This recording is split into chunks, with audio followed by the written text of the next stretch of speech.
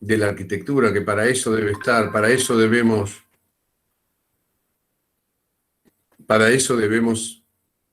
estudiar, aprender. El aprendizaje, si no es juego y no es diversión, y no sirve para nada. En realidad es lo que en general nos hacen o nos hacemos desde la escuela primaria, ¿no?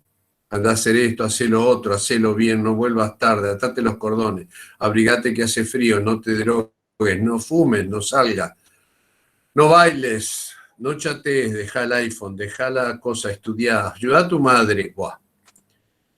Por eso esto no sucede en las charlas, así que estamos bien. Me gusta mucho la idea de María Virginia y Casey, que creo que son los dos motivadores fundamentales que tenemos en el equipo docente. Admirable. Bueno, yo no sé si el Pepe se conectó ya. El Pepe es un amigo, hermano. Todavía no, Arqui. ¿Eh? ¿Todavía no? Todavía no ingresó. Me fijo un ratito.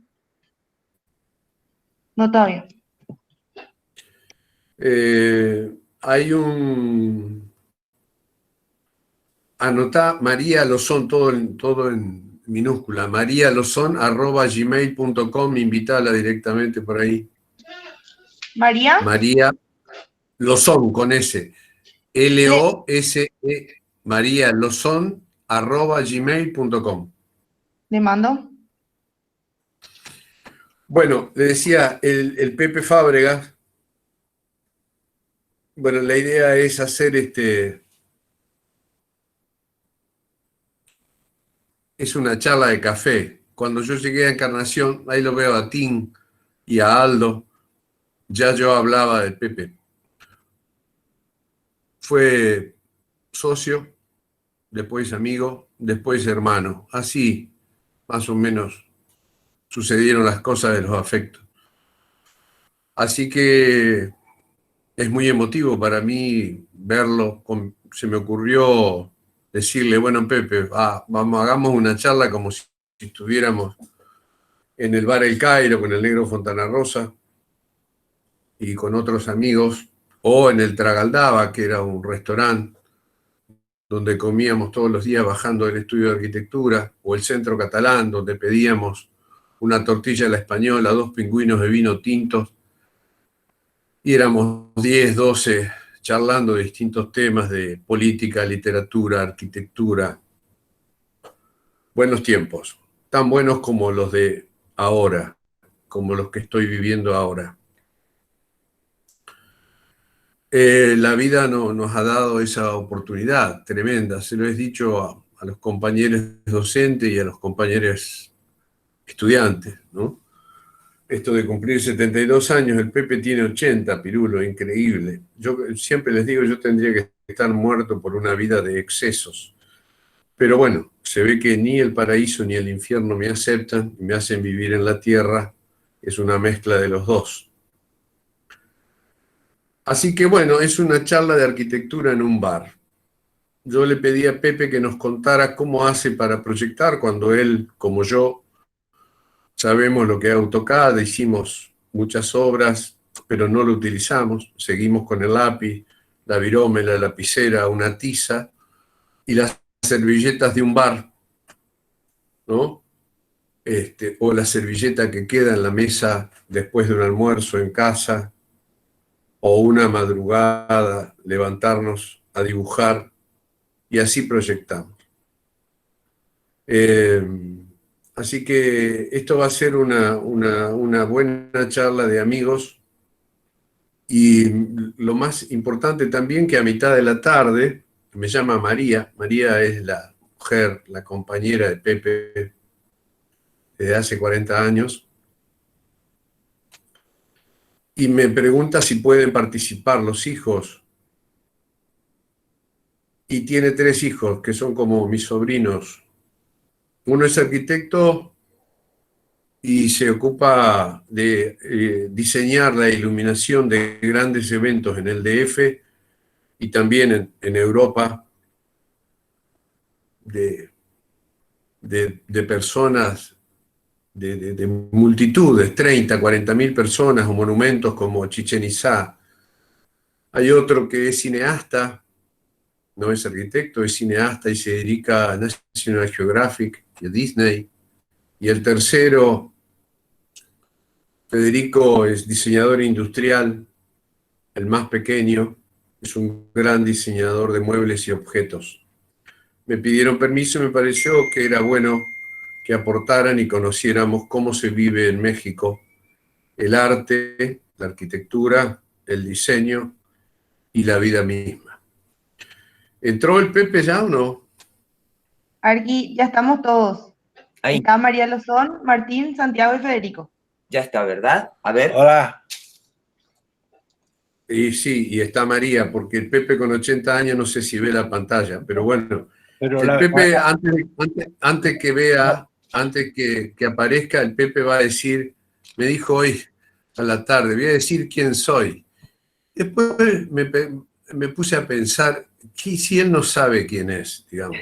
Va a ser tremendo eso, ¿no? Es como si me pregunto yo, ¿quién soy? ¿Qué sé yo? Tampoco me importa. Bueno, lo dejo al Pepe que hable y hablemos de arquitectura, charlemos. ¿Ya puedo intervenir? Sí, sí, claro. Eso de saber quién soy, por supuesto que es una forma bastante graciosa de describirme, porque más de decir quién soy, estoy tratando de decir dónde estuve, que en última instancia me conformaron el quién soy. Es decir, yo viví 28 años en Argentina, acabé mi carrera de arquitecto y me fui un poco con la ilusión de ir al paraíso terrenal que era Barcelona para mí, allá por el año 68, mire de qué época le estoy hablando. Y me fui 5 años a la España de Franco, que no muchos la vivieron, es decir, y sería bastante difícil describirla en este momento. Y luego de estar 5 años en España y regreso a Argentina con una voluntad de sumarme a lo que pasaba en aquellos años en Argentina. Hablo de Rosariazo, hablo de Cordobazo, hablo de un montón de cosas que pasaron y yo no estaba y me hizo mal no estar. Y regresé. Y regresé y estuve 8 años en Argentina y tuve que casi huir a México. Y llegué a México. Y ese quién soy un poco es lo que a ti te llama la atención y a mí también. Porque fui formado en distintas formas de hacer arquitectura. ¿Quién soy? No como persona, sino como arquitecto, que es lo que en este momento interesa en esta conversación. Ese vivir en Argentina, en España y en México implica haber estado en muy diferentes culturas, en muy diferente escala de dónde ejercer la arquitectura y de muy distintas maneras. Yo les diría que tuve que aprender a entender qué significaba hacer arquitectura en México por la extraña historia, extraña para nosotros, no para ellos, de cómo son las cosas arquitectónicamente en México, a diferencia de las otras dos culturas que yo me tocó recorrer como arquitecto.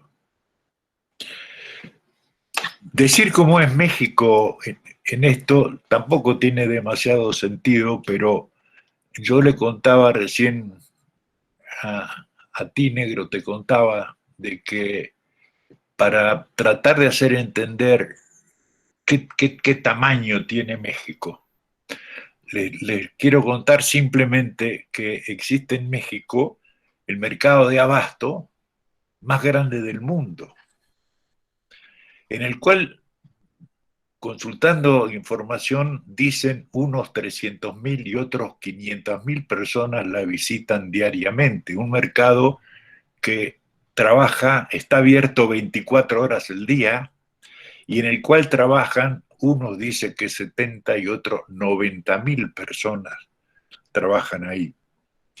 Y tiene un tamaño de 320 hectáreas. Entonces dije, para que me entienda, para qué doy este dato, fui y me fijé, revisé cuántos habitantes tenía Encarnación. Y tiene, según dicen en lo que leí, 170.000 habitantes. Imagínense el doble de gente de Encarnación visita diariamente ese mercado. Y lo que quiero decir no hablar del mercado, sino tratar de esa manera transmitirle qué escala tiene México, qué se hace en México en arquitectura y cómo se hace. Yo me acuerdo, porque me tocó vivir con esta edad, la época que no existían muchas cosas que ahora existen. Y me acuerdo cuando para empezar a hacer un trabajo de una entrega de arquitectura, lo primero que íbamos a comprar son hojitas de afeitar, porque se rascaban lo que uno dibujaba, se borraba con una gilet, que así se llama. Y me da cierta ternura recordar que cuando yo era director de un despacho de arquitectura en Barcelona, que en aquella época tendría unos 20 o 30 dibujantes, ingenieros acá, y nunca había trabajado en negrito, tú sabes que yo nunca se me dio por ese lado. Y la primera vez que consigo trabajar, me ponen de director de una empresa de arquitectura bastante importante allá por el año 68. Y compramos gilet, pero casi en toneladas para borrar. Y si ustedes vieran la cara que ponía el que había dibujado una fachada de 15 pisos con tiralínea, tinta china, que se le digo, ¿sabes qué? Esto no sirve, vamos a cambiarlo. Había que ser medio psicólogo para poder explicarle a este señor que así es la arquitectura. Era prueba y error en aquella época de una manera muy laboriosa y enternecedora, recordándola a través del tiempo. Y yo descubrí que había sufrido mucho con ciertos inventos que no se habían inventado o no habían aparecido. Yo terminé la carrera de arquitectura y no existía calculadora alguna. Quiere decir que había un aparatito que se llamaba regla de cálculo, que a lo mejor alguno escuchó hablar de ella, era un aparatito que mecánicamente, porque era una regla de cálculo, así había que multiplicar 5 por 8, que está tan fácil. Es decir, tú aprietas el 8 y el 5 en una calculadora y te sale la cuenta. Yo llegué a ser arquitecto sin conocer ese aparato infernal que significó la calculadora. Mira qué fácil. Otro elemento que me cambió y apareció, la regla de cálculo aquella, descubrí que era del siglo XVII. Del siglo XVII hasta el 1968, así se hacían las cosas. Después apareció la calculadora allá por los años 70.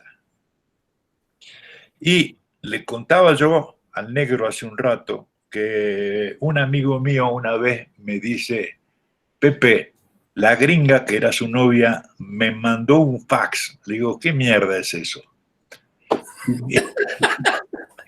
Y me dice una foto, me mandó una foto por teléfono.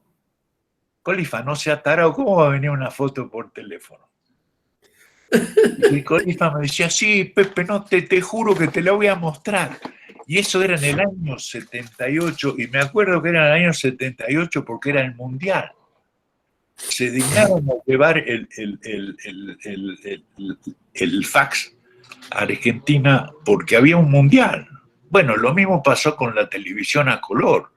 La televisión a color también llegó en el año 78 y México la tenía en el 78 Argentina, y México la tenía desde el año 70, que también otro mundial.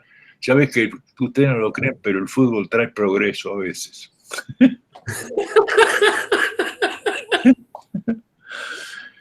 Entonces fíjense que le estoy hablando del fax, de la calculadora, de la Gillette,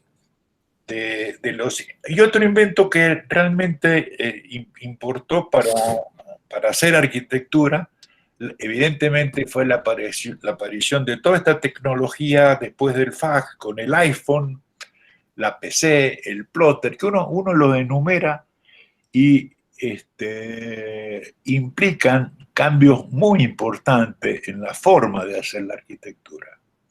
Eso es simplemente por hechos externos que complementan lo que hace un arquitecto.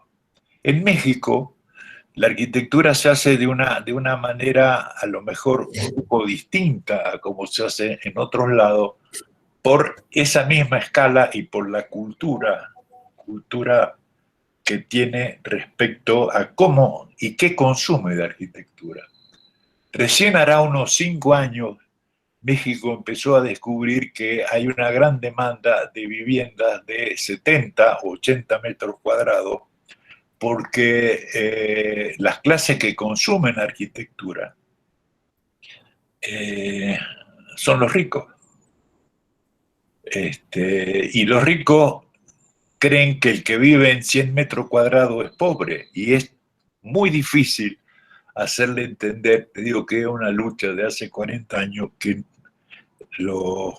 hay gente rica que vive en 200 metros cuadrados como vivienda y vive contenta y muy cómoda y está adaptada. Pero México, hasta el mobiliario es imposible de ubicar en una vivienda de 100 metros cuadrados, porque la cama normal mide 1 metro de ancho y una cama de la king size mide 2x2, que cuando yo descubrí una cama que medía 2x2, dije, ¿qué hicieron acá?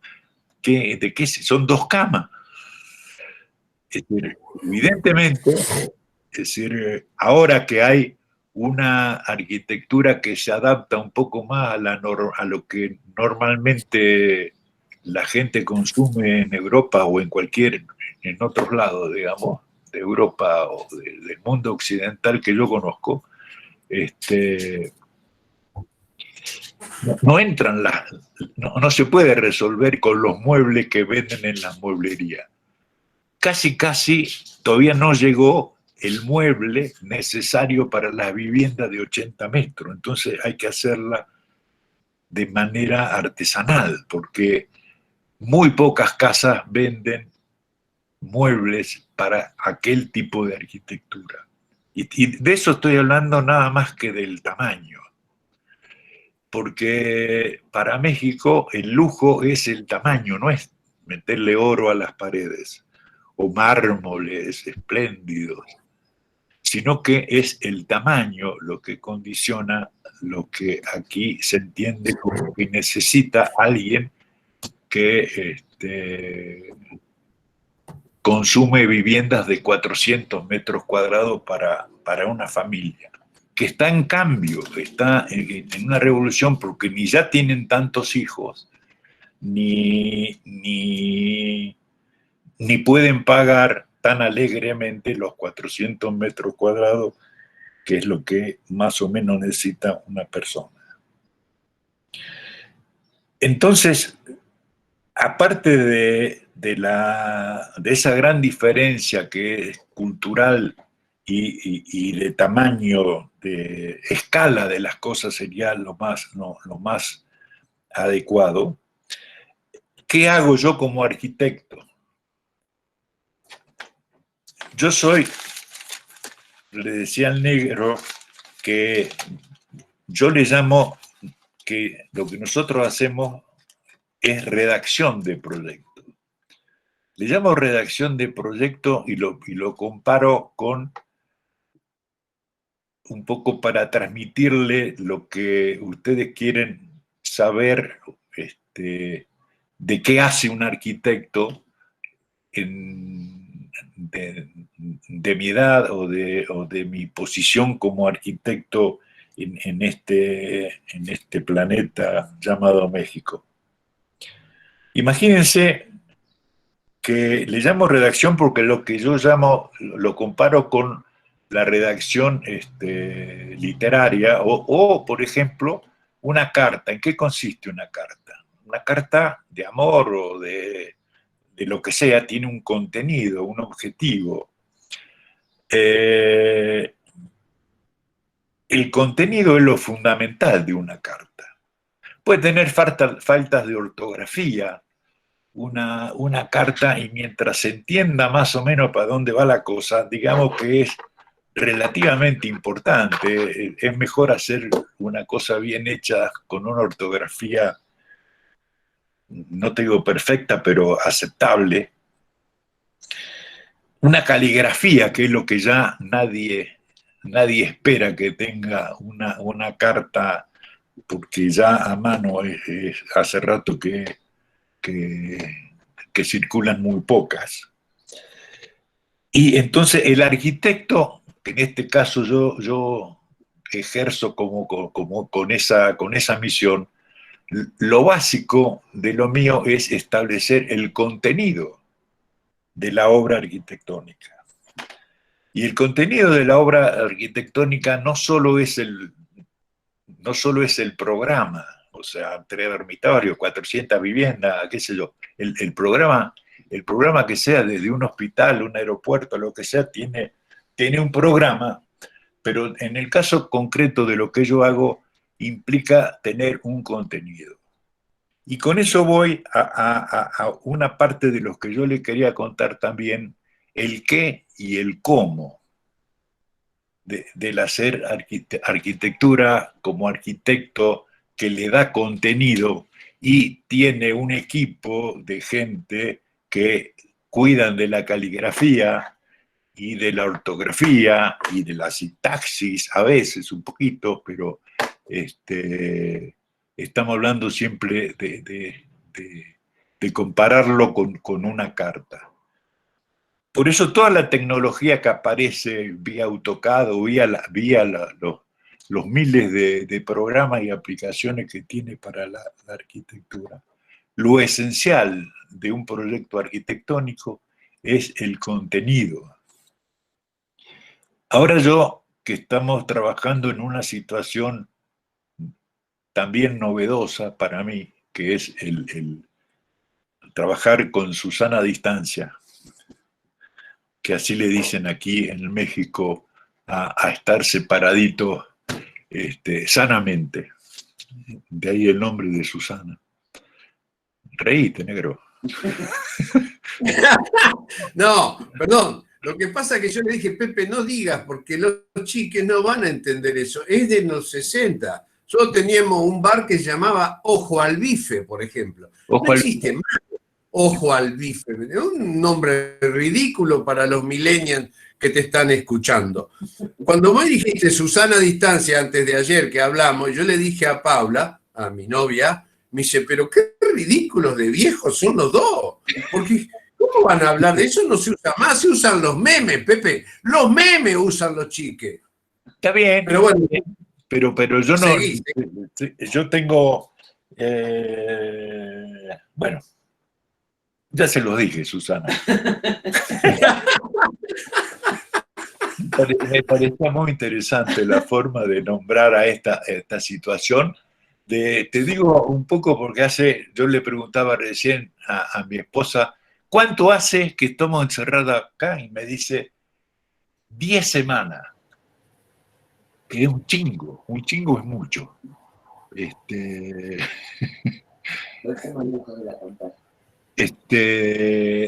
10 semanas que miro por la ventana y no pasa nadie. Yo tengo el estudio en el tercer piso y a veces pasa alguien y es casi como un delincuente que anda huyendo ahí de un enemigo que no se ve, porque esta guerra con un enemigo que no se ve está complicado, ¿no? Bueno, pero tampoco quiero hablar de ese tema porque no es demasiado divertido. ¿Cómo estoy haciendo la arquitectura? ¿Y qué estoy haciendo? Yo en mi casa, vía teléfono, mando mensajes de qué quiero que me corrijan del proyecto, de las cosas que me traje para desarrollar hasta que esta historia se resuelva. Quién sabe cómo, pero que se resuelva de alguna manera. Entonces, yo mando gráficos hechos a mano, porque así trabajo yo desde siempre, a mano, y sobre planos con medidas reales, acotados, con colorcito, con toda la caligrafía necesaria para que yo le pueda meter mano y sacarle una foto, mandarla. Ellos la grafican, la mandan a una casa de copia que está a 5 cuadras de mi casa y me traen los rollitos que deja en una silla en la puerta de entrada de mi casa para que no se meta la contaminación y el rollo lo pongo al sol luego para que se le vaya el bicho. Que los bichos se aferran como locos a la tinta, ¿no? Pero mi mujer lo metió al sol 2 horas, que arde el pinche plano, cuando el rollo que tengo que desenroscar, hay que agarrarlo con guante, y entonces hablo eso y empiezo a corregir y comentar vía teléfono. Es decir, lo que está bien, lo que está mal, lo que voy a corregir, etcétera, etcétera. Y para que tengan una idea de qué estoy haciendo, el que le da contenido a esto, estoy haciendo 2 proyectos muy interesantes.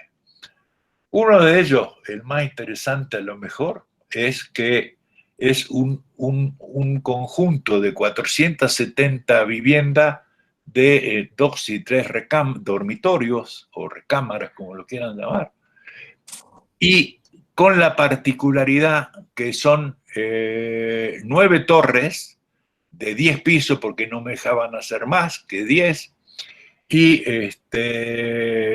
para un total de 400 y pico de viviendas, con la particularidad que son 9 torres, porque de esa manera yo puedo hacer una torre, porque también la ejecutamos, y ver qué ocurre si este invento de hacer viviendas de 170 metros es mucho, es poco, es lindo, es feo, pero me da la posibilidad de que en el segundo edificio yo pueda crecer o achicar o modificar el concepto. O sea que ahí estoy estableciendo una estrategia de escape al si me equivoco.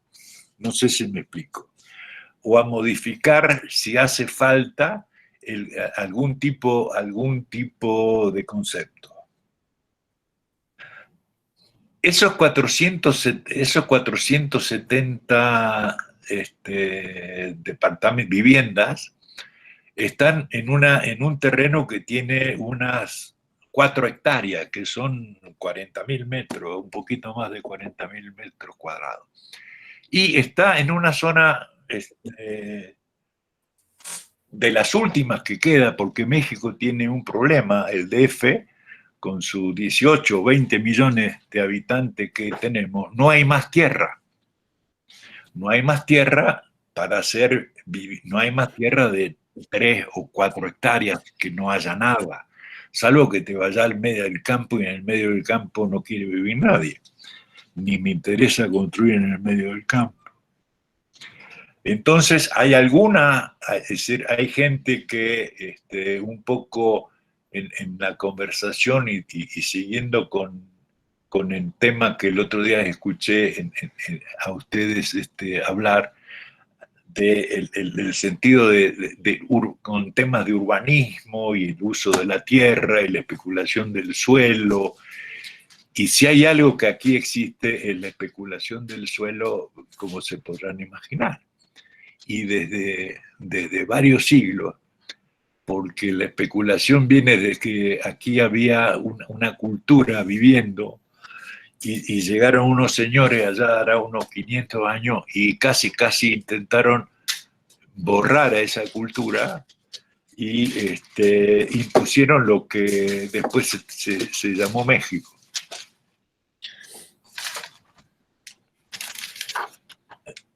Me está pasando a mi mujer que ya pasaron 30 minutos.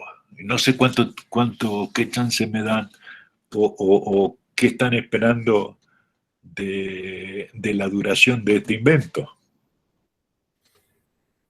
No sé, Pepe. Vos hablás como si estuviéramos en el bar. Si querés te hago preguntas o decirle a la chica, a Jimena, María, Lida, Nicolás Benítez, que lo veo ahí, Aldana, bueno, qué sé yo. Hay 104... 104. Sí, 104 tipos que no van a dormir esta noche porque vos decís que lo hacés todo a lápiz. Hiciste más de 2 millones de metros cuadrados a lápiz, sos un tarado. No, en este momento, como te contaba, es decir, uno de los proyectos tiene 160.000 metros de construcción, 160.000 metros construidos, y el otro tiene 70.000.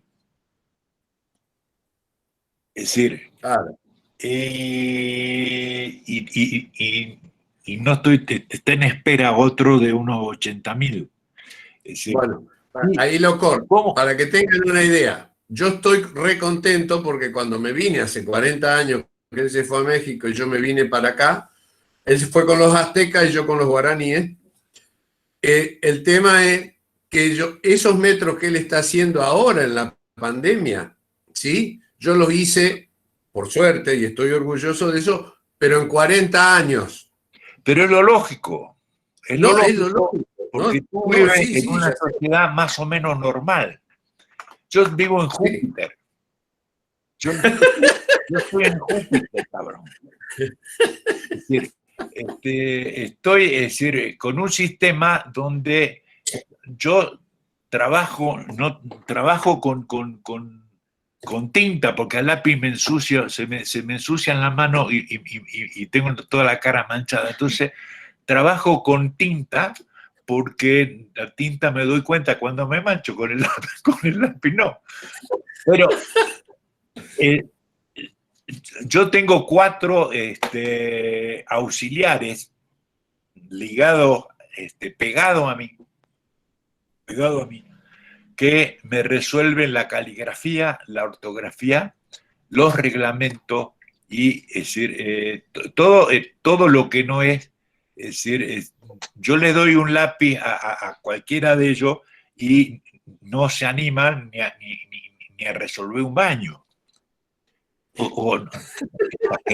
Exagerando, por supuesto que exagerando. Y a lo mejor lo hacen mejor que yo, pero no los dejo.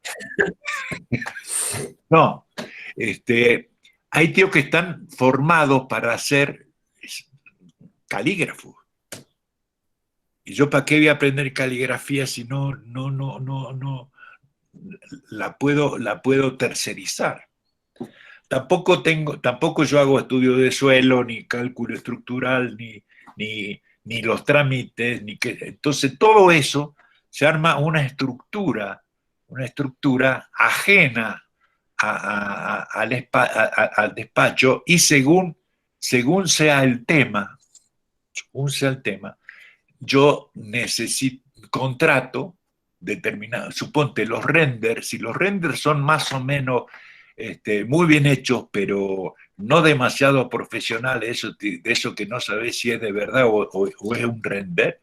Cuando tengo que hacer eso, voy y lo contrato, lo pago y lo tercerizo, como tercerizo el diseño gráfico de la señalización que requiera un conjunto de 4 hectáreas, calle, qué sé yo, el diseño que tienen las cosas, o la forestación. No, yo digo acá árboles, y llamo a alguien que sabe de árbol y al mejor, ¿no? Que ponga todas las cosas que yo no sé, porque yo de forestación no sé qué árboles porque da sombra, pero asesor de estudio de suelo, cálculo estructural, el eléctrico, el sanitario, todo eso yo me desentiendo. Tengo tíos que son unos genios y maestros de la electricidad o de la forestación o del diseño gráfico o de los renders. Todo eso se terceriza, ¿no? Es decir, no existe en México, ya no existe el arquitecto ese que está sentado esperando que le toquen el timbre y le encarguen una casa. No sé si me explico. Ese personaje desapareció hace varias décadas. Es decir, hay más, es decir, nosotros somos más bien desarrolladores. De pronto buscamos terreno de determinadas características para hacer viviendas de determinadas características. El otro proyecto que estoy haciendo está singular en el sentido que son viviendas, sí, de 400 metros cuadrados, porque sí sigue existiendo gente que necesita, por prestigio, por lo que sea, porque le gusta, porque lo requiere, tener una vivienda de ese tamaño. Te doy un ejemplo. Y fue en consecuencia de que apareció un proyecto aquí en México que costaba de 130 viviendas en un terreno de creo que tiene 6 hectáreas, que el terreno costó 138 millones de dólares. No sé si me explicaste bien. Quiere decir Sí, claro. que en 138 millones de dólares se podían construir 138 viviendas. Entonces, un señor, un grupo como el nuestro, dijo, vamos a hacer viviendas lo más caro de México. Y van a costar 5 millones de dólares cada una de esas viviendas y van a estar sin acabados. Simplemente te damos una cáscara como si vos te comprases una oficina. Entonces, tú cuando compras una oficina te la dan, es decir, tenés que meterle, no es lo mismo el requerimiento de un abogado que un dentista, vos sabés la diferencia, ¿no? Entonces, requieren, no les sirve que yo le diga acá va a quedar muy bonito si ponemos la sal, nada. Cada uno de ellos necesita un programa distinto porque uno es dentista, el otro es contador, lo que sea. Con ese criterio, aquel señor que inventó esta vivienda de 5 millones de dólares sin acabar, sin piso, sin paredes, solo la fachada, es decir, le costó 5 millones de dólares y tiene que meterle $1 millón más como mínimo para hacer las divisiones, meterle los acabados y total que le sale entre 6 y 7 millones de dólares cada vivienda de esta. Con la particularidad de que ninguno quiere tener su vivienda igual que la del vecino de al lado, que es su hermano, su primo o su pariente o un amigote. Cada uno de ellos se trae un decorador, otro invento que es fundamental para este tipo de arquitectura. Todos tienen decorador y todos tienen que ser distintos, porque no puede ser tu vivienda igual a la mía, porque te odio, cabrón. ¿Me explico? Entonces aparecen esa tercerización hacia el infinito casi. Después está el que vende los cuadros, el que le pone música a la alberca para escuchar música bajo el agua, qué sé yo. Es un país muy raro Danielito, una cultura muy especial. Cierto sector no te va a creer que todo México es así. Sí, me estoy explicándome bien, ¿no? Pero es muy, y no me parece mal, así es.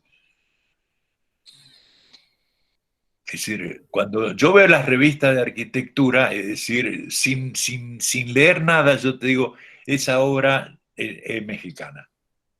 Y básicamente es por el tamaño.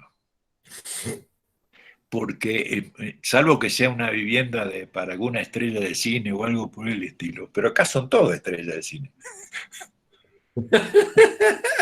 Hay mucho.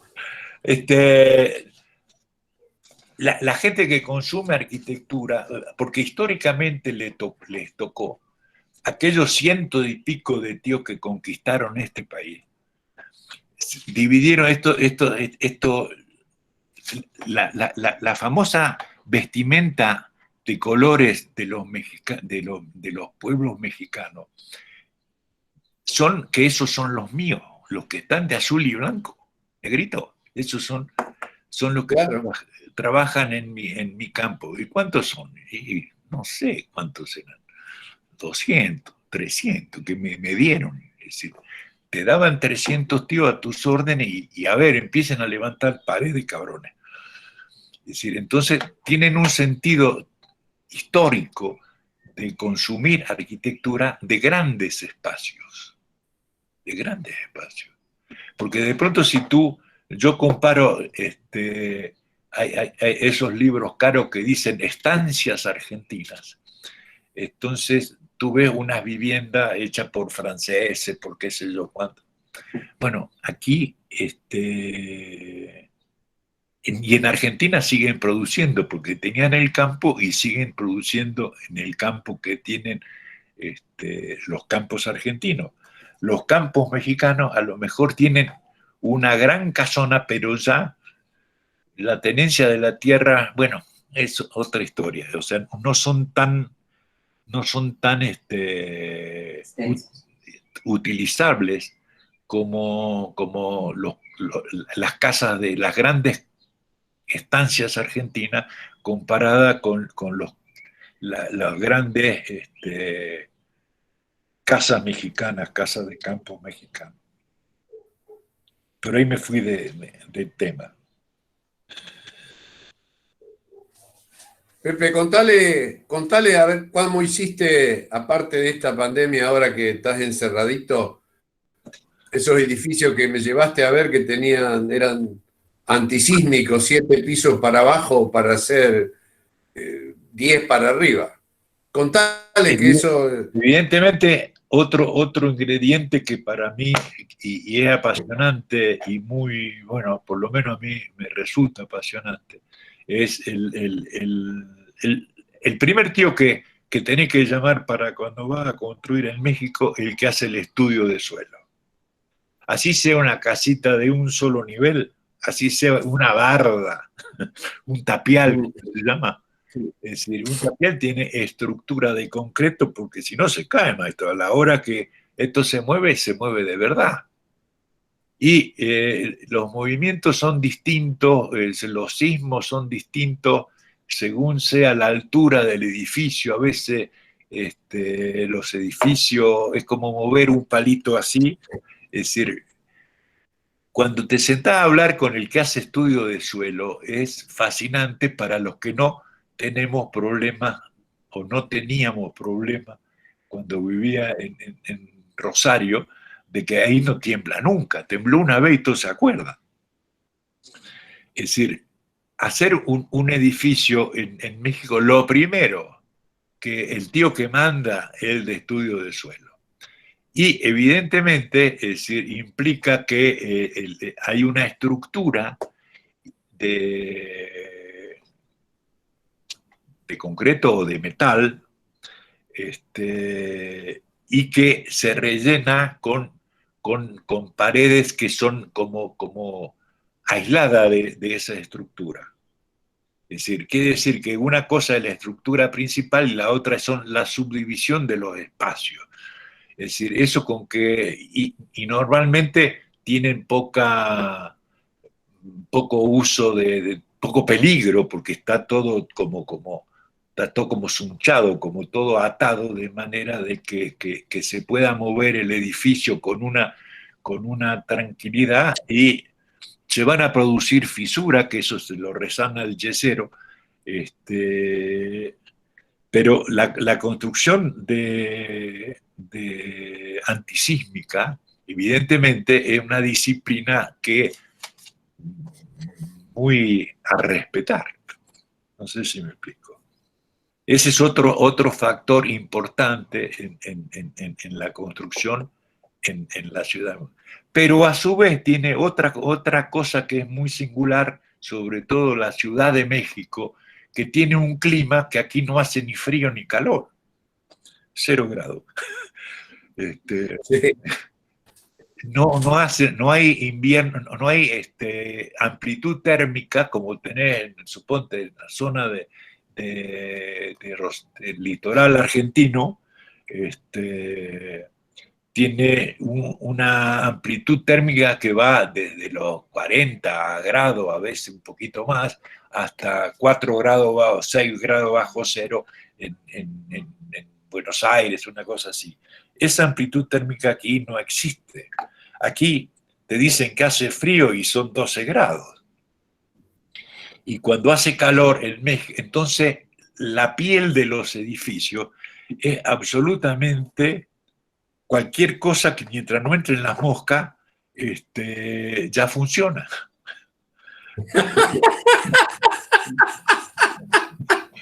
¿Por qué? Porque es decir, la temperatura, es decir, cuando vos le decís el puente térmico de una cancelería, o como se llame, de aluminio, es decir, afuera hay 6 grados bajo cero, y si fuese una masa, sí, así se hace cuando cuando el dinero no alcanza, el mismo metal que va de un lado al otro, entonces hace un frío que te muere, o hace un calor que te mata. Pero reglamentariamente los muros, por lo menos en la zona del litoral, son muros de 30 centímetros, y aquí son de 15, y no son de 10 porque entonces no hay calefacción. En las casas de México, el 95% de la vivienda, a lo mejor tienen chimenea, con mi casa, pero yo no tengo calefacción. Tengo una chimenea que pongo para Navidad porque yo soy muy friolento, y a su vez es muy divertido ver la leña prendida, pero necesariamente, es más, está prohibido porque contamina. Y como la prendo de noche, nadie ve el humo. No, claro. Entonces, así como se encarece por el lado el lado estructural, que como tú dices, te diseña el estructurista, te dice cuánto tiene que empotrar el edificio para que porque se mueve, maestro. De pronto hay edificios hay un edificio de 40 pisos que se puede desplazar hasta 1 metro. Y te quiero ver en el piso 40 y que se mueva 1 metro. Moviendo. Sobre todo tú que tomas. Claro, porque vos tomás leche condensada. Yo estoy preocupado por dónde se va a caer el negro, digo. Bueno, claro, con 1 metro no tengo por dónde agarrarme. entonces, evidentemente, el diseño, el empotre de un edificio implica distintos, y a eso agregale que es decir, la Ciudad de México se hunde unos 3 centímetros por año, se hunde, se va para abajo. El famoso Ángel de la Independencia, que creo que tiene 200 años del bicentenario, creo que cumplió ya el Ángel de la Independencia ese, cuando lo hicieron no tenía la escalinata que tiene ahorita. Entonces, como la ciudad se fue para abajo, el Ángel de la Independencia estaba anclado a la roca, entonces, ¡pum!, ahí firme como corbata de finado, como decía el Loco Viga. Es decir, Sí. Sí, escuchá, el loco Viga, el hermano, está en Encarnación. ¿Saben quién es Viga? Que son encarnacenos. El que está invirtiendo en el shopping más grande de Encarnación es el hermano de un amigo en común que se llamaba Antenor Viga y estudió en Rosario. Fuimos colegas docentes juntos. El hermanito de Antenor está poniendo 60 palos verdes en el primer shopping encarnaceno. sí. Después mejor que nosotros. Gente de soja. Si me contaba el Loco. Exacto. No, me tocó $1 millón. Híjole, hermano, el loco. Bueno, los edificios ahora se hacen flotar, o sea, se hacen por fricción. En vez de mandar un pilote hasta la roca y construir un edificio, porque la tierra tiene una especie de piorrea, o sea, se baja la tierra y resulta que la planta baja te quedó en el tercer piso. Con el paso del tiempo. Entonces ahora los edificios, y encima México tiene arcillas expansivas. Una cosa que, suponte, en México está prohibido hacer pozos de agua.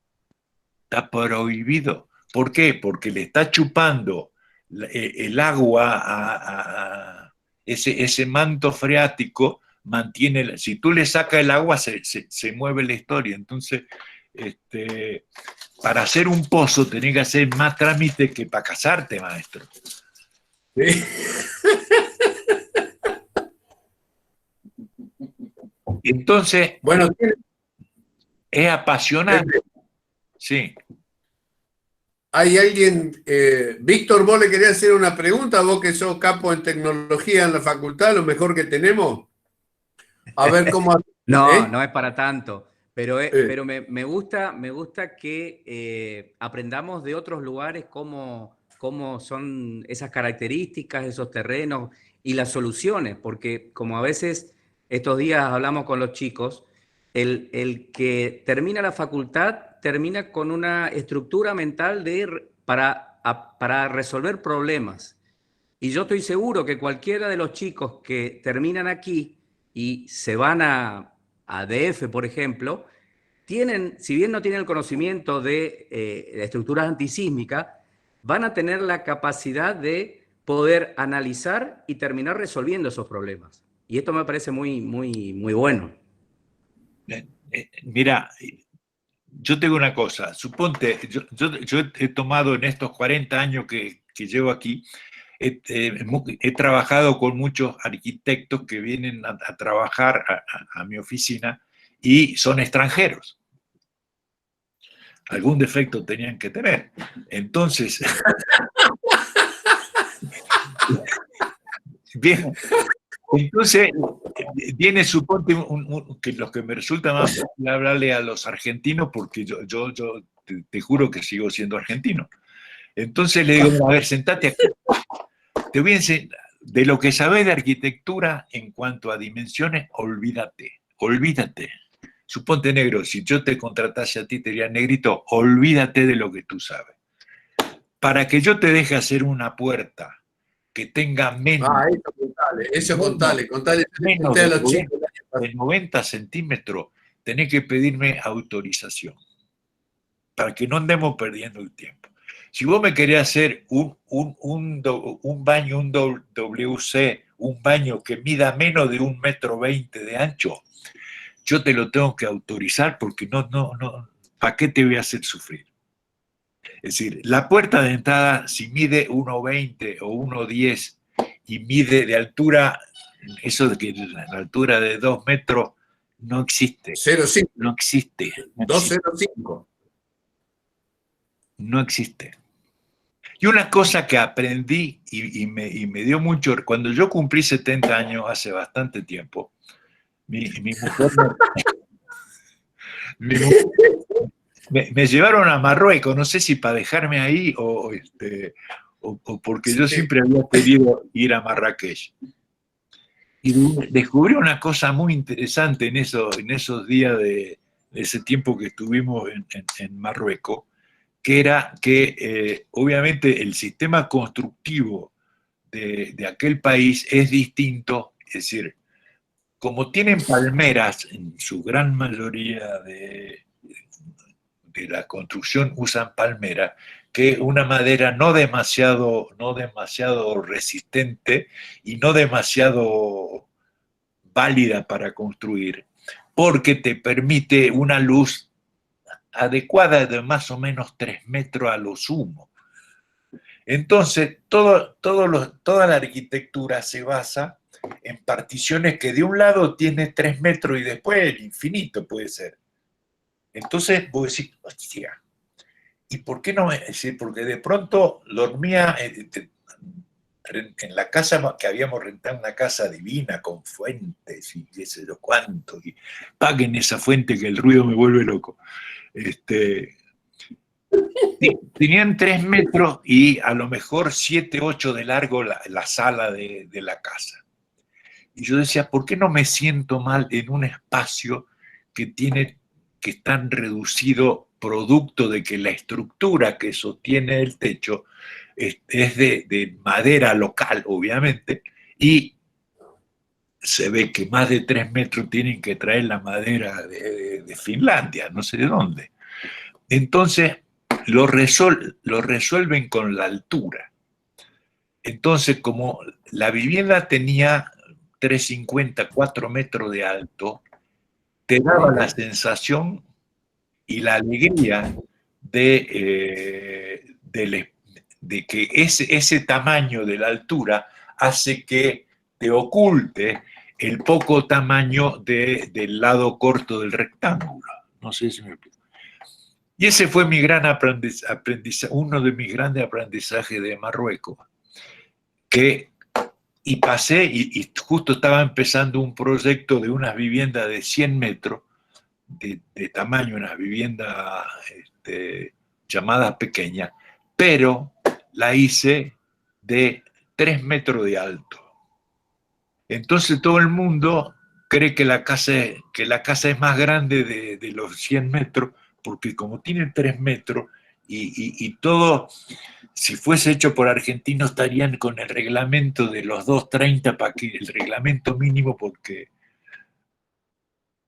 hacemos como si fuese satélite espaciales para hacer arquitectura.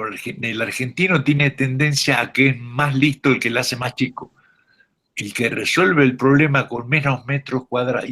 Y bueno, esa es la realidad que tiene una cierta, que yo también tuve, ese intento de hacer la arquitectura con menos metros cuadrados. ¿Y quién te obliga a hacerla con menos metros cuadrados? La realidad económica, pero también la realidad cultural, porque incluso el gente que puede pagar, que yo conozco en Argentina, y algunos de esos son hasta parientes, es decir, creen que se vive muy bien en una recámara. Le digo, ¿cómo podés dormir acá, cabrón? En esta recámara que mide 2,50 por 3. Y está en un terreno de 4.000 metros cuadrados en el country y una casa con alberca, frontón y qué sé yo, y la recámara del tío dice 2,50 por 3. No, yo no necesito más, te dicen los argentinos. Y vos ves la casa de Amalita Fortabat que sale en la revista, digo, puta, esto ni en interés social en México se hace una cosa de estos tamaños. Porque se mete en la fibra de arquitectos y de clientes. Bueno, eso es muy, muy importante lo que dice Pepe, que es lo que le comentaba los otros días a un grupo de compañeras, sobre la necesidad de fijarnos un poco en nuestra historia, ¿no? Diseñar con la historia en la izquierda y el presente en la derecha. Pero tenemos que saber cómo vivían antes y cómo viven para poder proyectar, porque si no, incrustamos toda la cosa. Es decir, si nosotros vamos a No, proyectar a México en nuestra medida, no agarramos un loco laburo ni en pedo. evidentemente, es decir, hay veces que se da, pero no es simplemente por economía, sino que ya se mete en la tradición. Es decir, suponte en España, que no es el caso de Argentina en cuanto a situación política y económica, también tienen una tendencia a una vivienda grande tiene 90 metros cuadrados. 90 metros cuadrados. Y ahora yo estoy luchando para poder sacar una vivienda en 200 metros cuadrados, porque ¿a quién se la vamos a vender si tiene menos de 200 metros cuadrados? Entonces, porque, claro, lo que pasa es que apareció una nueva generación, que son como la mayoría de ustedes, que ya son económicamente activos en la compra de vivienda con 30, 35 años, a los que puede y le va bien. Y no requieren 200 metros, arrancan con 70, que no da para más. Porque, suponte, los mismos mexicanos que aquí tienen vivienda de 400 y 500 metros, que también tienen una vivienda en Nueva York. Y digo, ¿y tu casa de Nueva York cuánto tiene? Y mi casa de Nueva York, como voy con mi mujer y nada más, tiene 60 metros. Si yo compro algo más grande, mi mujer me mata porque no tenemos servicio allá. En una casa de 400 metros necesitas 3 personas para que la barran y para que la limpien. Y viene, y está el mayordomo y el chofer y no sé cuánto, no. Toda una corte de gente que históricamente, y no todo México obviamente es así, sino los clientes que a mí me tocaron. Yo te conté una vez que se agrega otra particularidad. Cuando recién llegado a México, de pronto el primer cliente con el cual yo me entrevisto directamente para ver qué quería, dice, va a venir la señora Rodríguez, Funes, no sé qué cosa más, que necesita una casa más o menos de 600, 700 metros, me dice el dueño del despacho. Y viene la señora a hablar conmigo y la señora tenía 17 años. Hey. 17 años. Edad en la cual, en aquella época, te estoy hablando de 40 años atrás, era muy común que se casasen, la mujer mexicana se casaba muy joven, la mujer y el hombre también.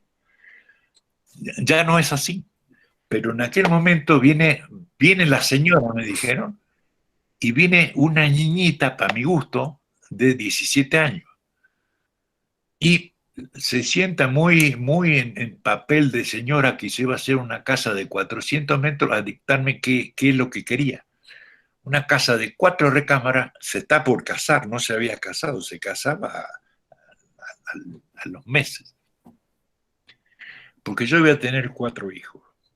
Y le erró por uno, que tiene 5 ya la señora. Y necesito la vivienda, un estacionamiento para 4 carros. ¿Quién tiene carro? Mi marido, yo, pero tenemos uno porque una camioneta grande, porque hay veces hay que llevar cosas. Ya sabes que los autos llevan cosas. Y entonces necesita una camioneta. Entonces, claro, después me pasó a mí que pasan los años y tengo hijos mexicanos, estos que están ahora escuchándome, y para ir a la facultad, para ir a la universidad, tenía que tener auto. Y no hay ningún joven que vaya, o lo lleva el chofer, o porque no hay forma, en aquella época de hace, qué sé yo, cuando empezaron a estudiar, no había otra forma que no. Tiene que tener un automóvil, un bebé de 17 años. Entonces, con 3 hijos acá y otro hijo en Barcelona, es decir, 4 autos. Es decir, ¿cómo que 4 autos?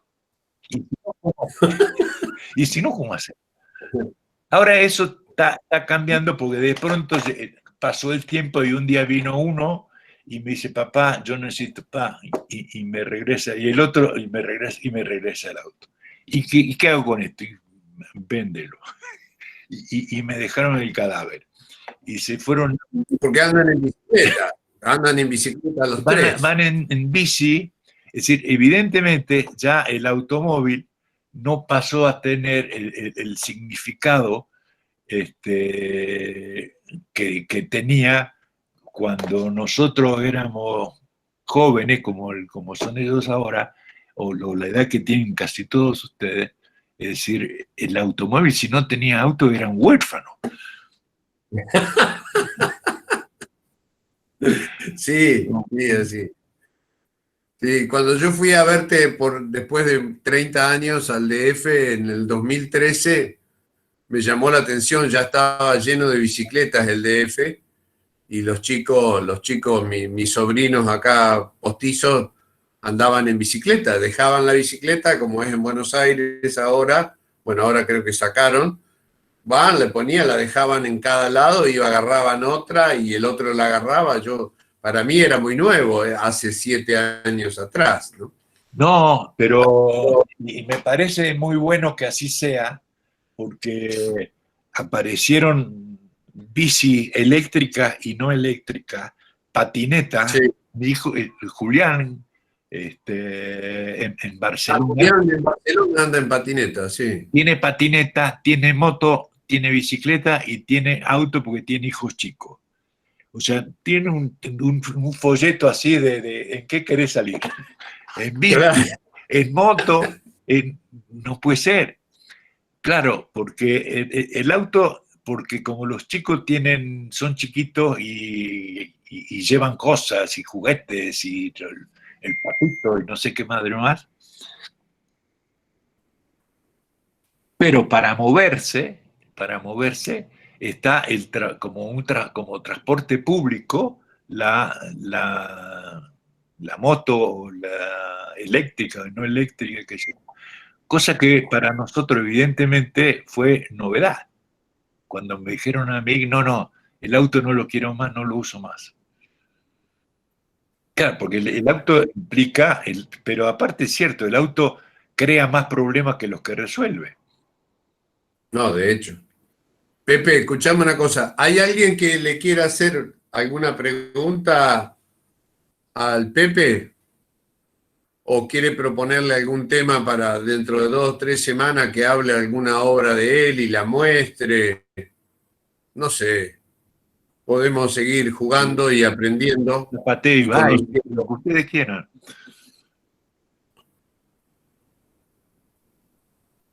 Porque, no, te digo porque ya tenemos que cortar los docentes, porque entramos a otra reunión para ver si levantamos el paro que hicimos o no. Espero que no se hayan aburrido. No. Les agradezco la curiosidad.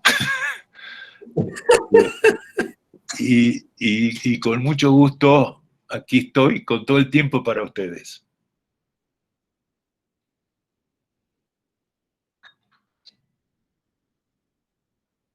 Martín Fábrega, ¿estás por ahí? Muchas gracias, arquitecto.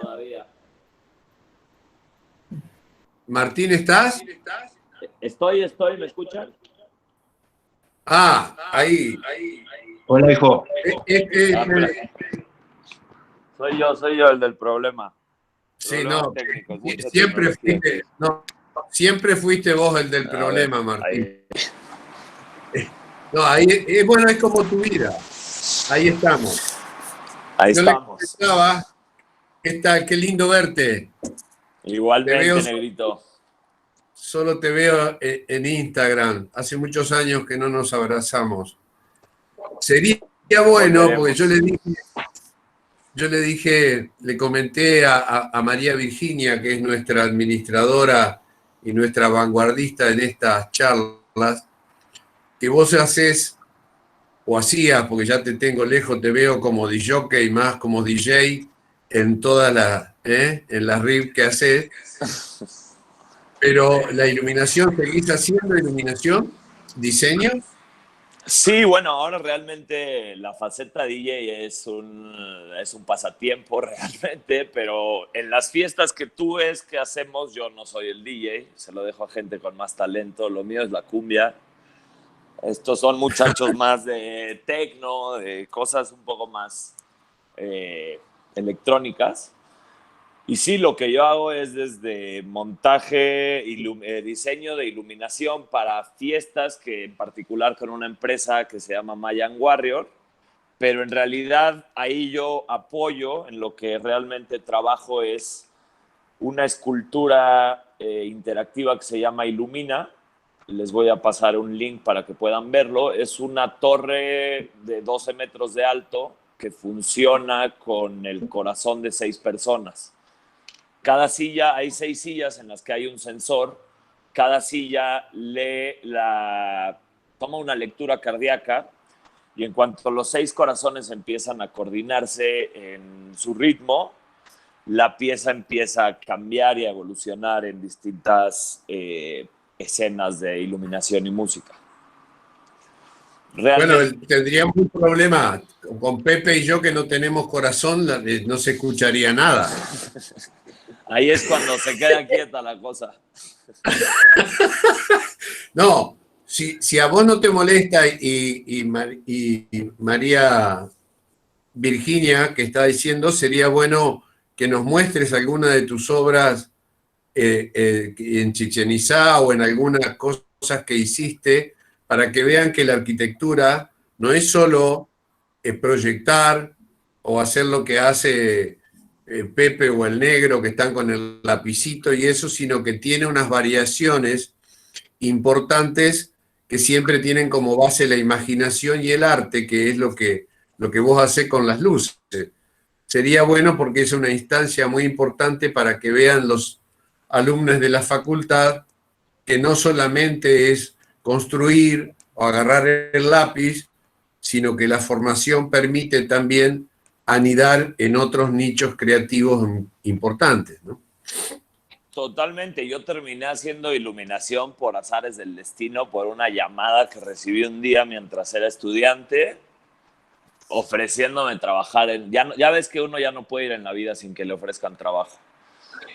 Entonces, me llamaron, yo le dije al tipo, no tengo ni idea de iluminación, no he tenido ni una clase al respecto, a lo que él me contestó, llevo 7 años con este despacho y nadie nunca ha sabido nada de iluminación, con maestría y todo.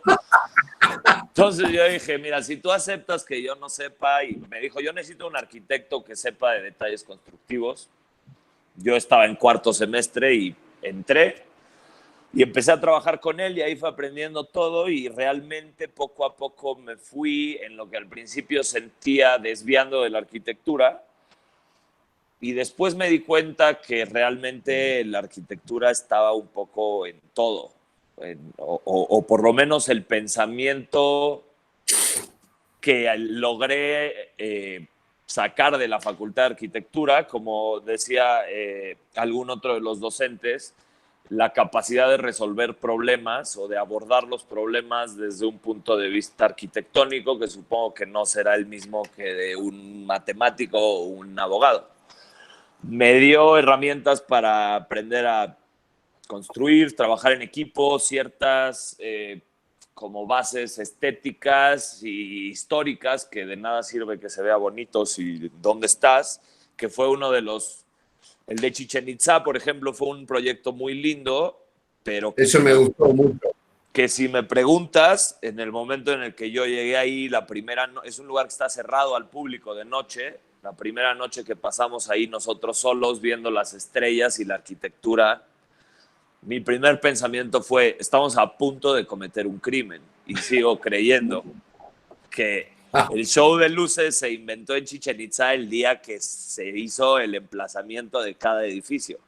Y lo ves cómo se van alineando todos los astros.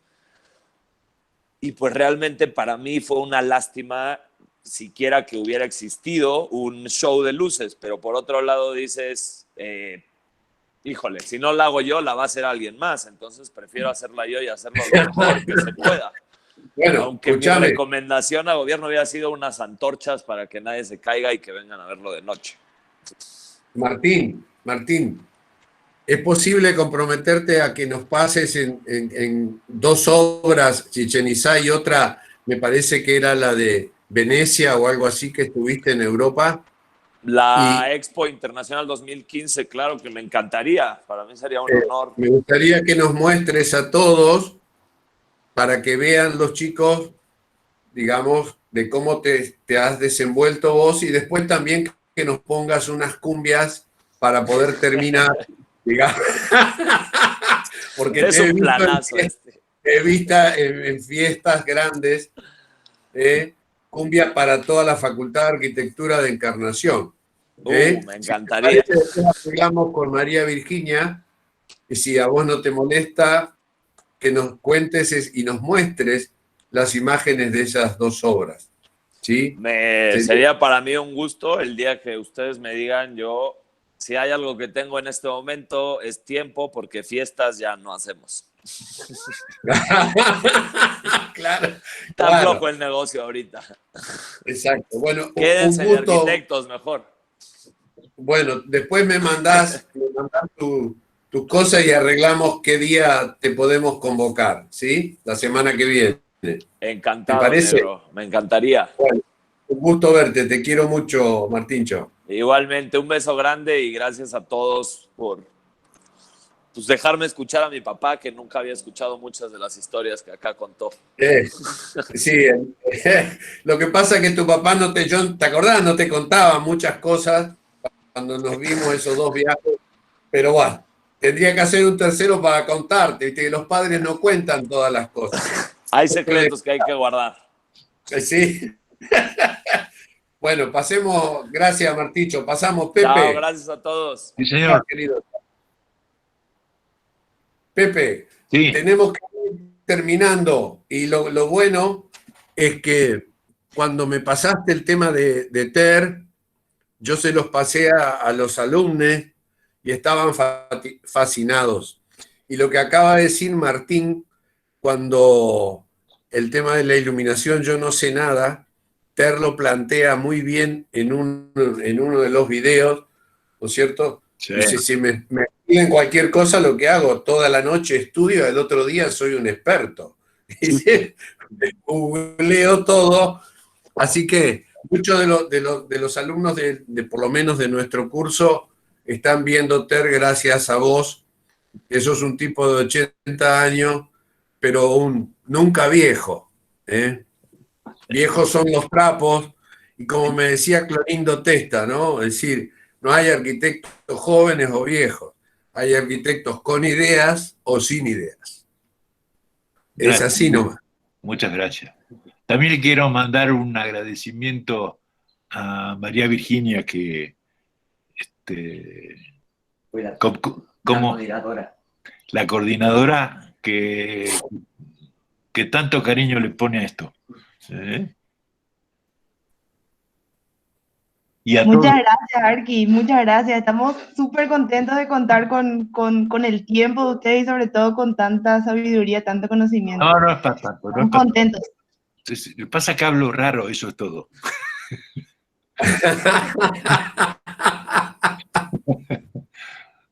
Les mando un abrazo a todos y que la pasen muy bien. Y Negrito, cuando tú quieras y para lo que sea.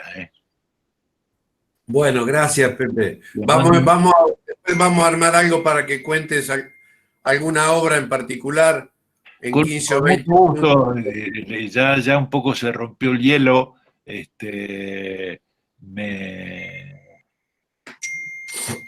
No, ¿sabés lo que pensé? Esto se lo digo, se los digo a todos, a María Virginia y todo. Por ahí podemos hacer un tándem México-Rosario-Encarnación.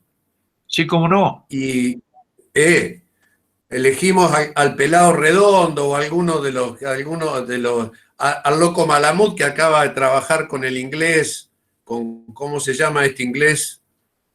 Foster, que nos cuente la obra de Foster por un lado, que la hizo él, y que vos cuentes otra obra también, si te parece. Sí, con mucho gusto, porque es muy interesante.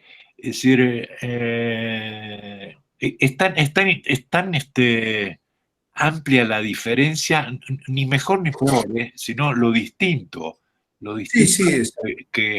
que es, que, por ejemplo, es tan grande la diferencia que yo me hice la promesa de no hablar de México fuera de México, porque es muy difícil que te crean que es verdad.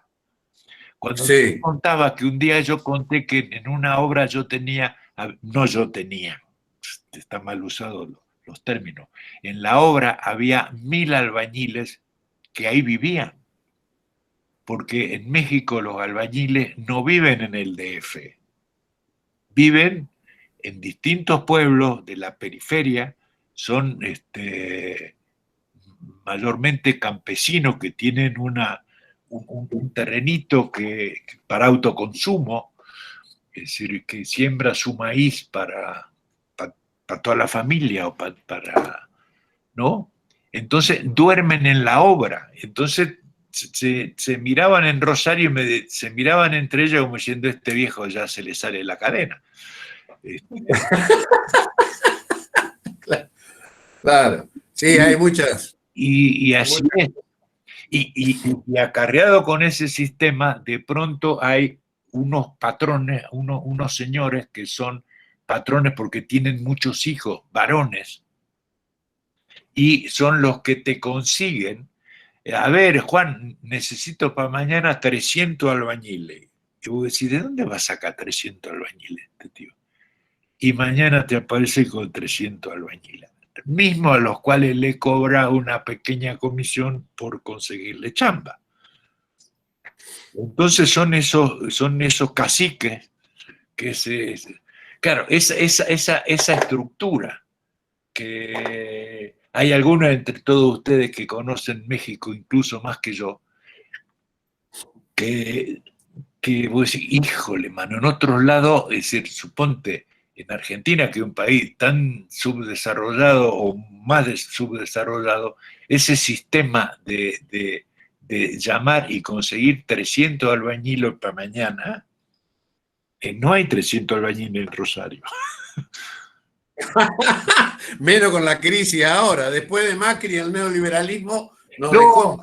No, pero también es del coco, porque de pronto me decía, ¿y por qué? ¿Cuántos albañiles se meten en una obra? Los que entren. Los que entren. Los que entren. Sí. ¿Me explicó? ¿Por qué? Porque terminan antes que si 10 albañiles construyen una obra en tanto tiempo, 20 albañiles construyen la... Eso, el Chandía no anda ahí, el Chandía no funciona. ya. Bueno, Pepe, tenemos que cortar. Les mando un abrazo a todos y muchas gracias por su paciencia. Gracias, te dejo un abrazo grande. Muchas gracias a todas y todos. A María Lozón, que está ahí, tu mujer, asistiéndote porque vos estás lejos de la informática. Gracias a todas y todos que estamos y aprendimos mucho. Y esto de hablar arquitectura nos hace muy bien. Les mando un beso a todos y muchas gracias, María Virginia, por todo lo que haces en gracias particular. A todos, Gracias a todos y gracias también a Arqui Cárdenas por el contacto. Muchísimas gracias. Gracias. Bueno, nos vemos. Chao. Chao, querido. Chao. Si quieres, baja la pantalla.